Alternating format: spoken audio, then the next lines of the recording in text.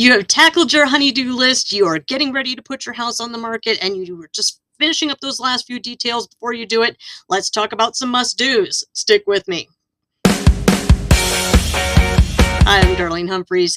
I have had comments on my videos and people asking questions about little detail things and what matters and what doesn't matter, so let's get into some of them. So you've done the interior painting, you've gotten it all freshened up, it looks great, but there's a few spots where your brush hit the vanity, or the roller went over some cabinet, or you didn't quite get it taped off really well, and there's some overspray on your cabinets. Let's talk about brake clean. Brake clean is available at pretty much every hardware store. Any automotive supply store is going to sell it. Brake clean is fantastic, and obviously you want to try it in an inconspicuous area first to make sure it's not going to hurt the finish on your cabinets. But I have flipped several houses, and brake clean is magic. Just spray a little bit on a paper towel, rub it where the paint is that you do not want it there, and it should come right off.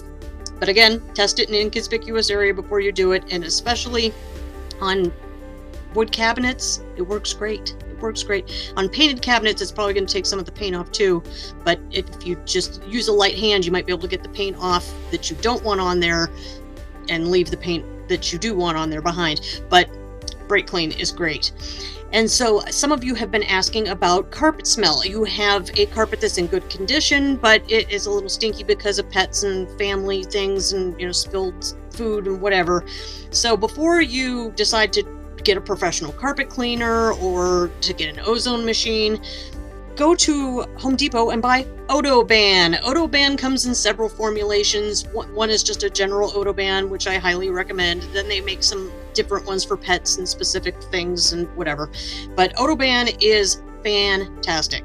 And if you have a teenage guy that his room smells like a locker room, or a garage that is a little bit funky, or carpets that just are retaining some odors that you don't want during showings, just dilute some Odoban in a spray bottle, spray it, let it dry.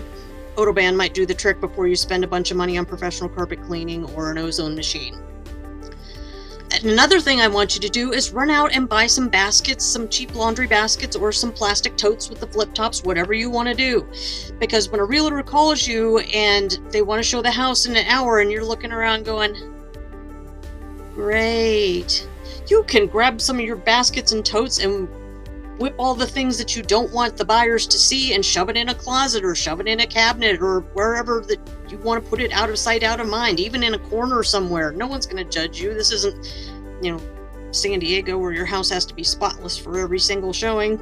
It's Klamath Falls, and they live in their house too. They know that, life happens and it can't be like drop of the hat and the house is sparkling clean without any clutter and all the things. So grab yourself some cheap laundry baskets and totes, whip through the house in 15 minutes and pick up the stuff, the toys, the dirty clothes, whatever, and shove it somewhere where it's out of sight, out of mind. And one more thing I want you to do is clean your baseboards and the floor around your baseboards. It seems like a super detailed thing, and you're like, why would anyone care about my baseboard? That's where all the crud collects, and I understand it, but they sell, and I've seen them, like there's a little scrubby brush thing that is on a rechargeable base that you can run around your baseboards and get that all tidied up, and it looks so much better. It looks so much better. And I don't know why some buyers look at that and go, because that's where the broom doesn't reach, and that's where the mop doesn't reach and stuff, and you're not down there cleaning your baseboards. I'm not either. So, but do yourself a favor, grab one of those scrubby things, or, if you don't want to do that, just take a couple hours and just clean your baseboards really well. And then there's some products that you can put on it that help keep them clean. Do that. So those are the things I would like you to do before you put your house on the market, so you can have a successful listing and we get you on to the next house. Thanks for joining me.